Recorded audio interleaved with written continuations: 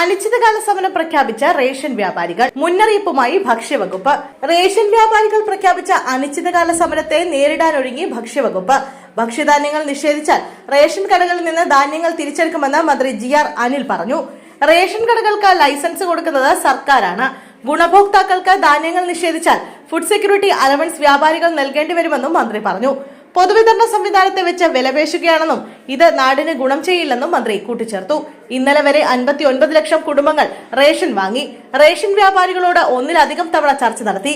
എല്ലാ വിഷയങ്ങളിലും അനുകൂല നിലപാടാണ് സർക്കാർ സ്വീകരിച്ചത്. ക്ഷേമനിധി ഭേദഗതി സർക്കാർ പരിഗണനയിലാണ്. അതിനാൽ റേഷൻ വ്യാപാരികൾ പണിമുടക്കിൽ നിന്ന് പിന്മാറണമെന്ന് അദ്ദേഹം ആവശ്യപ്പെട്ടു. സമരമുണ്ടായാൽ ഒരാൾക്ക് പോലും ഭക്ഷ്യധാന്യം നിഷേധിക്കില്ല. റേഷൻ കടയിൽ ഇരിക്കുന്ന ഉൽപ്പന്നങ്ങൾ ജനങ്ങളുടേതാണ്. ഭക്ഷ്യധാന്യം നൽകാതിരുന്നാൽ ഭക്ഷ്യസുരക്ഷാ അലവൻസ് ലൈസൻസുകൾ നൽകേണ്ടി വരും. ലൈസൻസുകൾക്ക് നൽകിയ സാധനങ്ങൾ തിരിച്ചെടുക്കാൻ സർക്കാരിന് കഴിയും. പരാതികൾ പരിഹരിക്കാൻ സിവിൽ സപ്ലൈസ് ഓഫീസിൽ കൺട്രോൾ റൂമുകൾ ഉണ്ടെന്നും മന്ത്രി വ്യക്തമാക്കി.